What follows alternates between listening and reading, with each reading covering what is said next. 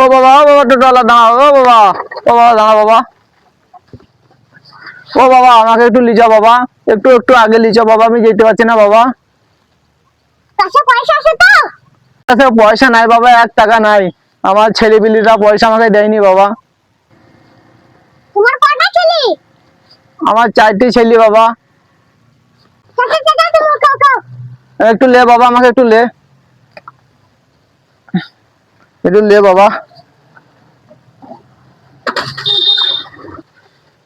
চাচা তোমার কয়টা ছেলে? আমার 4টি ছেলে বাবা। তোমার 4টে ছেলে, তুমি রাস্তায় বেড়াইছো, তা তোমাকে গাড়ি ভাড়া দেয়নি? 4টি ছেলে বাপ, আমাকে 1 টাকাও দেয়নি রে, একটু লি চ বাবা আমাকে। তুমি জায়গা কোন আছে? আমার 3 বিঘি জমি আছে বাপ। চলো তুমি আমাকে লিখে দাও, তোমাকে আমি সারা জীবন খুঁজবো। হ্যাঁ রে বাবা, তাই জমি জায়গা না, তাই মনে হয়েছে ছেলেপিলিরা মানুষের মতো মানুষ হইলো না, আর টাকা পয়সা দিল না। বউদের জ্বলুন, বউদের যা জ্বলুন, সে কি আর বলবো রে বাপ। সুখের দুটি যে সুখ করে কি যে দুটি ভাত দিবে, সে ভাত কাটাও দেয় না রে বাপ।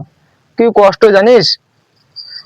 চাচা জমি জায়গা সব তোমার বেটাদেরকেই দিবা, আমাকে লিখে দিবা তা দেবো না, সে বেটাদেরকেই দিবা, খেতে দেয় না।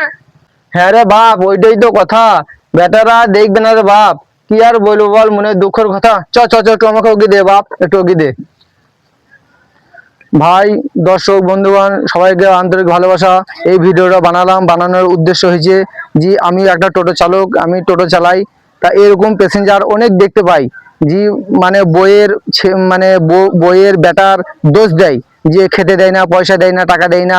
এটা হচ্ছে মানে বউ আর বেটার দোষ না, এটা হচ্ছে স্বভাব। মানে স্বভাবের কারণে রাস্তাঘাটে বেরিয়ে মানে টোটোতে পয়সা দেবো না, বাসে পয়সা দেবো না, ফ্রিতে যাব, এইভাবে লোকের কাছে বইয়ের আর ছেলের মানে অন্যরকম করে বুঝিয়ে যে আমাকে খেতে দেয় না, পড়তে দেয় না, তাদের বদনাম করে তারা রাস্তাঘাটে চলে। বর্তমান যুগে এরকম অনেক মানুষ এরকম চলছে। আমরা রাত দিন এই টোটো চালাচ্ছি, আমরা দেখতে পাচ্ছি যে আমাদের সামনে এসে যে দুঃখ কাঁদছে, যে আমার ছেলে খেতে দেয় না, বউ খেতে দেয় না, ভাত দেয় না। কিন্তু ভাই এটা বাস্তব।